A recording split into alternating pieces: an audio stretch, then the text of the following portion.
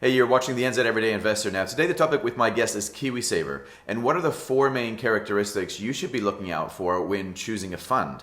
Asset allocation, fees, sustainability principles, and returns. Now I'm talking with Rupert Carlyon, the founder of Koura KiwiSaver.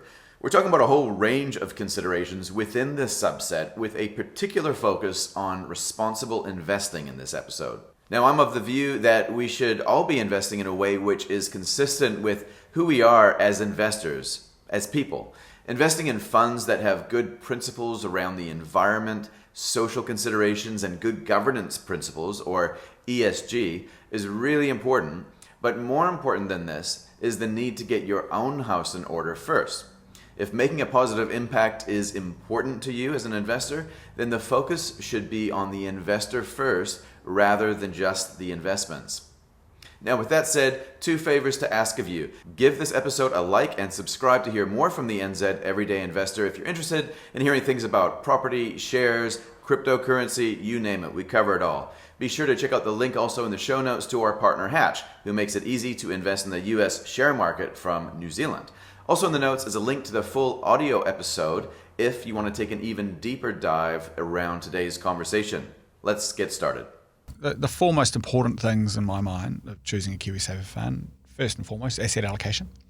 A growth fund is not necessarily a growth fund. So some might have 70% growth assets, others have got 90% growth assets. So kind of figuring out where they sit on that spectrum is really, really important. Fees, extremely important, right? So fees, KiwiSaver fees, likely to be one of the largest expenses you'll pay in your lifetime. Which is crazy, eh? Oh, it's amazing. Yeah. An extra 0.5% in fees for the average KiwiSaver member could cost them $80,000.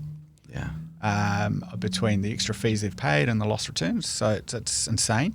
Yeah. So just be really careful on fees. Yeah. Okay. If you are paying higher fees, you need to have a really good reason why.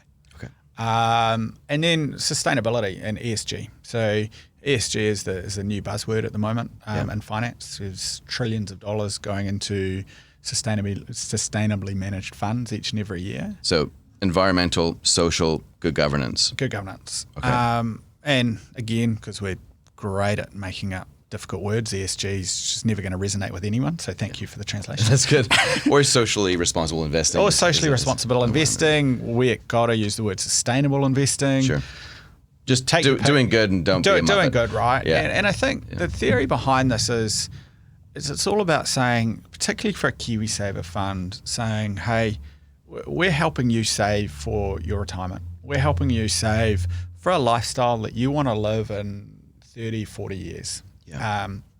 And the lifestyle that you want to live in 30 or 40 years, it's not just about money. I'm a finance person and I think money's important, but it's about a lot more than that. It's about us using our KiwiSaver funds to shape the world that we want to live in. Got it. And as fund managers, we need to make decisions. We need to be guided by our investors to make decisions that help us shape that world. Okay. That's my theory. Right. And then the final piece is returns. Yeah. Returns are kind of the most random part of it, right? And it's the piece that you cannot control. That's the output. It's the output of everything, right? And so you go, returns, you're going to choose a fund manager based on returns. What do we know? We know that less than 15% of top quartile funds are still top quartile 5 years later. We know that a strategy that works in one market is unlikely or might not work in the next market. So therefore, choosing, or even worse, you might have a fund manager that has absolutely smashed the lights out and done a great job over a 12-month period, but they've probably taken a fair amount of risk to do that. What we know is if you've taken risk, there is always going to be the other side of that. So that's why choosing funds based on returns is a dangerous game. And if you are going to choose funds based on returns, just understand why they've managed to outperform, why they've done so well. And then you can take a view as to, does that make sense? Yeah. But returns are still important. How I describe them, there are a few perennial underperformers. So when I look at the KiwiSaver league tables, there are quite a few people that, so the top kind of 5 people or that top quartile, people are in and out, people are changing the whole time. Yeah. There are 3 or 4 people that have been consistently in the bottom quartile. So the losers are good at being losers. The winners are only winners for a short period of time. That's a great way of describing it. Okay. So if you've got a fund that's in the bottom quartile and they've been there for a little bit, at least they're consistent. Hey, Yep. top marks for that, right? That's true. That's probably something you want to get out of, right? And that's something you want to think about. But so that's kind of why I say you should look at it. It is important. But don't choose someone just because they've done amazing returns. Yep. But do get out of someone, or don't choose someone if they're consistently at the bottom. So it's kind of like picking up some fruit, right? If it tastes good, you love that fruit, right? You got to realize it came from a tree, and that tree actually was strategically planted in a certain place, and some nutrients and all that sort of stuff, the position. So it really is judging the tree by its fruits in this instance is an interesting way of looking at it, isn't it? Because if it was just about the sweetness of that fruit, then it would be so much easier, but it's not. It's about, like you said before, look at how those returns were obtained. If those funds came by taking a high degree of risk, that's great. That explains it. But with high volatility, it goes both ways. Exactly. Yeah. And then you kind of does that turn you into a hedge fund, right? And we know over the long run, hedge funds do not outperform.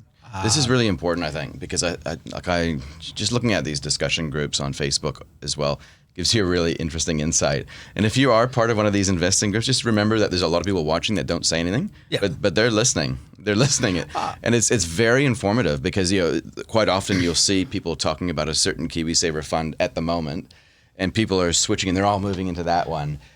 Because they're doing that. They're looking at that bottom one. They're looking at the returns. They're also probably getting excited about what that fund is about and all the rest of it. But a really good example in non-KiwiSaver space is the Arc Innovation Fund, which a lot of people have talked about and heard about, right? Which Kathy Wood's done an amazing job.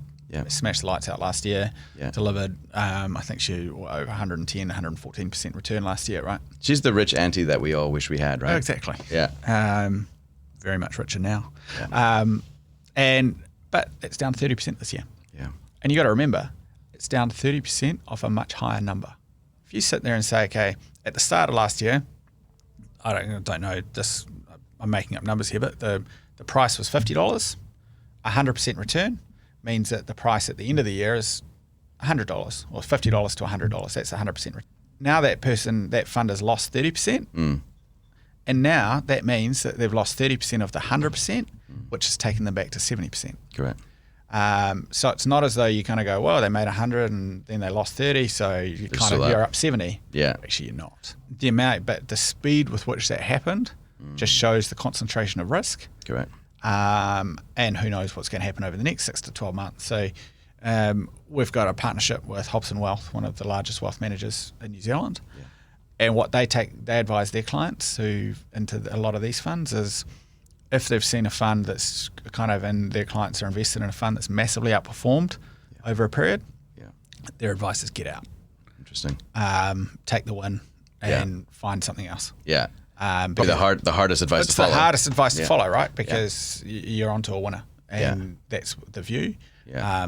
But you've been onto a winner in that set of market conditions. And that's the thing. Like, it's so important, I think, when we invest, no matter how we invest, no matter what arena we're investing in, if you're using or if you're expressing a risk-taking attitude in an arena which is not really appropriate, then you get this mismatch of behavior and tools, right? Like, completely. KiwiSaver probably isn't the best type of tool to be using if you are a trader. Like, if you're using a trading mindset, which a lot of people potentially are when they're looking at returns and they're trying to chase themes and stuff. Exactly. KiwiSaver, it's a 40-year product. It's a 30, 40-year product, right? And that means you're setting yourself up for the long run. You don't want someone that's going to smash the lights out. You want someone that is going to consistently deliver for you year after year after year after year. Yeah. That is how you're going to make your money. You want to back the boring lady in the corner wearing the cardigan. No one's talking to her, but she's probably going to be the one who's the life of the party later on, right? That's the tortoise in the hare, right? Yeah, The tortoise, more often than not, will win because they're just steady, doing what they do all the way through, not taking the risks that expose things. Got it. Let's drill down then into that item number 3. So we talked about asset allocation, we talked about fees, we talked about ESG, we defined what that was, then we talked about returns. Let's go back to ESG.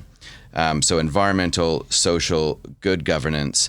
is this just a fad? Is it a trend? Is it an extension of this kind of mamby-pamby woke movement, dare I say, in the investing world? Or is there something in this? What do you think? Look, I think there's a lot in it. I think there is I do think it's here to stay, and I think that it is something that's real, because fundamentally people are becoming, we've talked before about how there's a whole lot more information available in the world, and people now know what companies are doing, people know what companies are behaving, how companies are behaving. People also have expectations on society that they never had, right? I mean, you think about gender equality. It's a really good one, right? That's right. Where you go, we all know, I don't know the answer of how we do it, but we all know gender equality is extremely important in figuring out a way how we get more women in the workplace and more women in senior positions. Yeah. And so all of a sudden, us as owners of companies and people that vote for board members, vote for and tell companies how they need to be run, I think all of a sudden our investors are saying, hey, we've given you your money so you can support these companies and invest in these companies. Yeah. So we want to make sure that you guys are doing the right things. And we want to make sure that you are doing and investing and encouraging companies to do the things that align with what we want you to do. Sure. And so for me, that means there are a whole lot of industries that, you know what, people just don't want to go near. And that might mean gambling, tobacco, all of the things that do harm. And I think this is where it's kind of really interesting in this new generation, that millennial, I think it's a lot more than just the millennial generation of people that want to understand and say, I want to have both, right? Yeah. I want to save for my retirement, but I want to make sure I'm saving in the right way. And I want to make sure that my fund manager, who I'm paying good money to, is doing things that align with my expectations and my values. Okay. Ethical investing, that's often what I kind of think of it as. It's such a relative statement, right? Because whose ethics is it? And that's the problem. Yeah. It's really hard to figure out the ethics of what you're doing. So the one I love the most are fossil fuels. Yeah. So when I'm kind of saying carbon climate issues are one of my big things at the moment. Yeah. When I say, okay, fossil fuels, we're going to do fossil fuels exclusions. Yeah. Who should I penalise? And who's the real emitter here? Is it Shell, who's digging the stuff up out of the ground? Is it Air New Zealand, who's kind of using, or Fonterra actually, who the largest user of coal in New Zealand? Or is it PwC, who's one of the largest user of flights in New Zealand? Where on that spectrum do I go? And that's where this is so ugly, right? And so hard, because there I could make 3 interventions to kind of achieve the same goal. And it's also about sitting there saying, and then I go back to my ethics and whose ethics are you aligning with. So you also need to be really careful. Alcohol is kind of one of the favourite ones here, right? Because at the moment there are a lot of people. Alcohol seems to be the other big exclusion that people are focusing on. Yeah. And everyone says, well, alcohol does a huge amount of harm, so therefore I don't want to go there. I don't want to invest in it. Yeah. But they're saying that while they're drinking a glass of wine at the bar. That's right. And so that's why for us, because, and maybe this is an indictment on me more than anything else, but we, as a company, we enjoy going out for team drinks. We enjoy kind of doing social things, and unfortunately alcohol is often involved in that. So we take the view that actually slightly disingenuous. We can't have ethics which say we exclude alcohol. But as a company, we embrace alcohol as a consumer. Because there's going to be levels and levels, right? Like, it's really hard. For me personally, I'd be like I kind of get alcohol bad. I look at cannabis. Yeah, probably not good for everyone, but it's probably better than that. So you look at, well, how is my fund manager investing? Are they, and how can I control that? It's hard, right? I mean, because there are some clear-cut ones, right? For me, gambling's really clear-cut. Yeah. I don't know if you've ever sat outside Depot.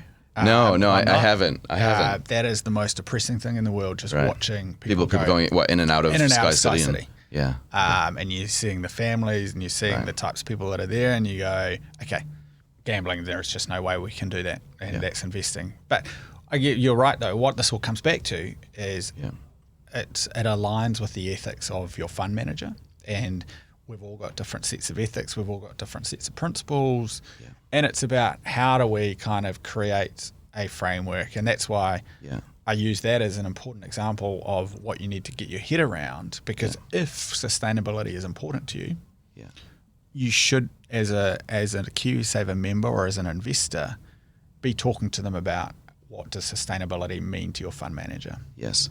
Yeah. And then my other big bugbear around it, what does it mean, right? So sustainability has really got 3 different layers. It's got the asset selection.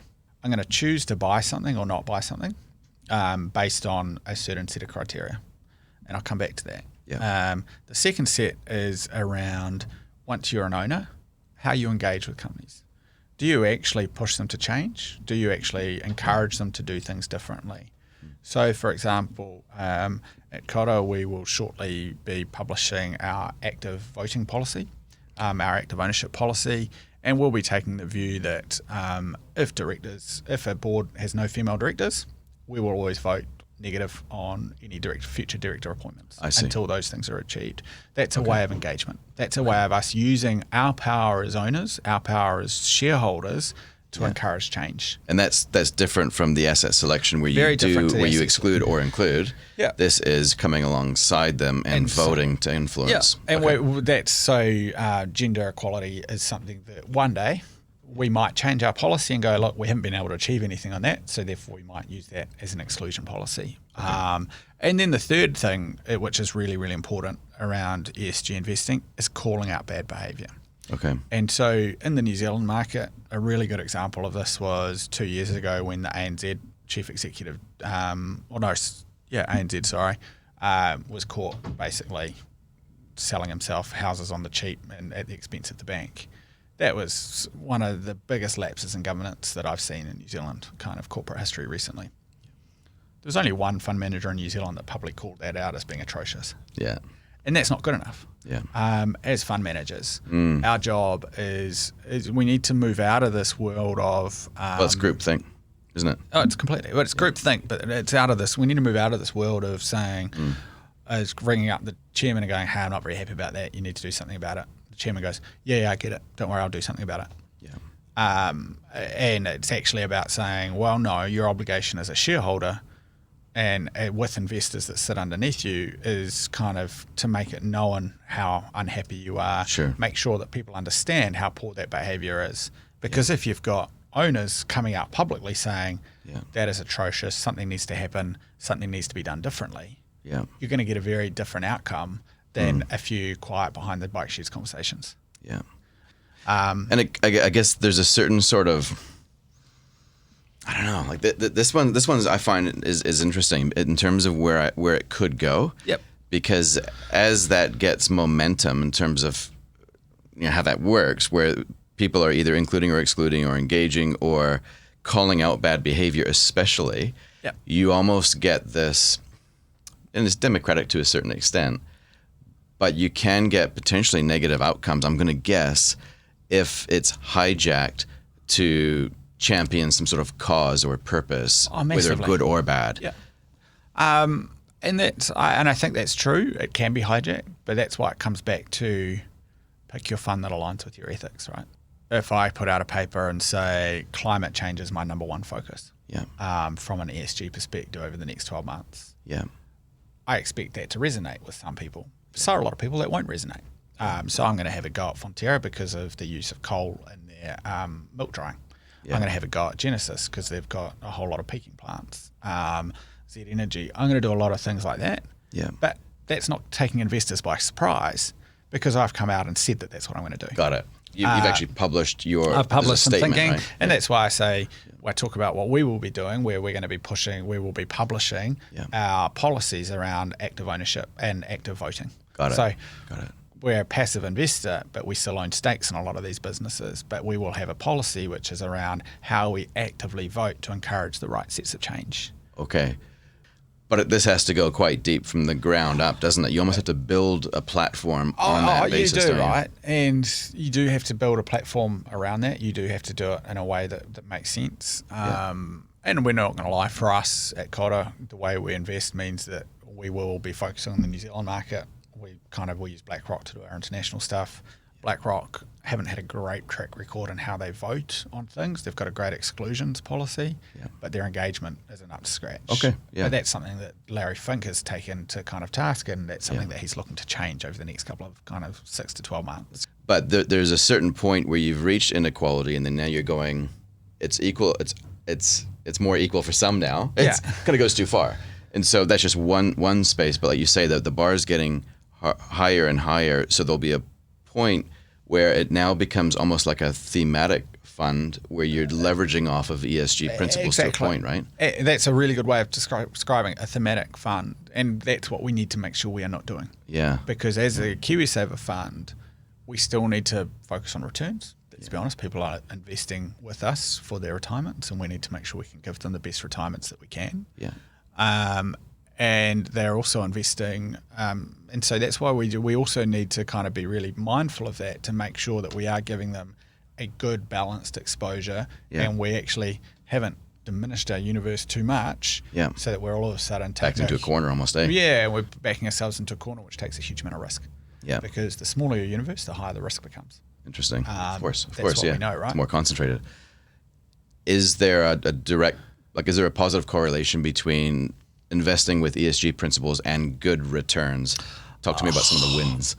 Oh, look, from a return perspective, to be really honest, the evidence is very murky. Okay.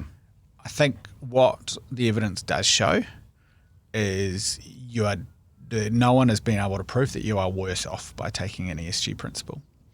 Some people can prove that you're better off. Yeah. I think that if you were asking me this question in October last year, I would have said, look, the ESG funds have done really well.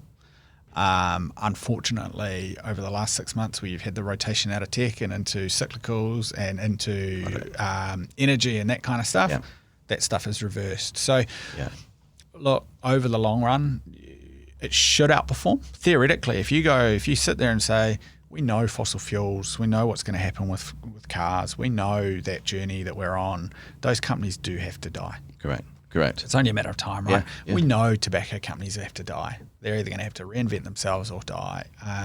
There's a whole series of those industries that will get there. And so theoretically, you have to believe over the long run, it will do better. Yeah. At the moment, there isn't much evidence. But on the other side, though, there is a really good conversation to be had about where, if you think about if you're investing in an ESG fund or a sustainable fund because you want returns, plus you want the upside of being able to sleep at night, right? So how can you sleep when the beds are burning is what I always think about. Because if you are getting a same return as if you were including or excluding all these harmful sectors. But you get the other benefits. So things like, so I go back to Rio Tinto, right? So Rio Tinto, after initially turning around and saying, it wasn't ideal, but don't worry about it, go away, everyone. Yeah. After investor pressure, the CEO and chairman have both been fired as a result of investor pressure and investor engagement to say this is not good enough for a company to do. Okay. You look at the coal sector at the moment where it's almost impossible to get financing for coal because the banks are turning their back on it, on the pressure, and a significant number of pension funds all around the world just won't let them go anywhere near it. And so you are starting to see, and in Scandinavia where the funds there do have a gender mandate as well. Yeah. You are starting to see this stuff make a difference. And so that's, I think, why, we do invest for returns, but we are starting to see the prospect of ESG funds actually making a difference to the world we want to live in, which is actually why we've done it, right? Yeah. We hope to get good returns, and we're confident, and I think all the evidence suggests it's not going to cost us any returns. Yeah. Theoretically, it should create more return.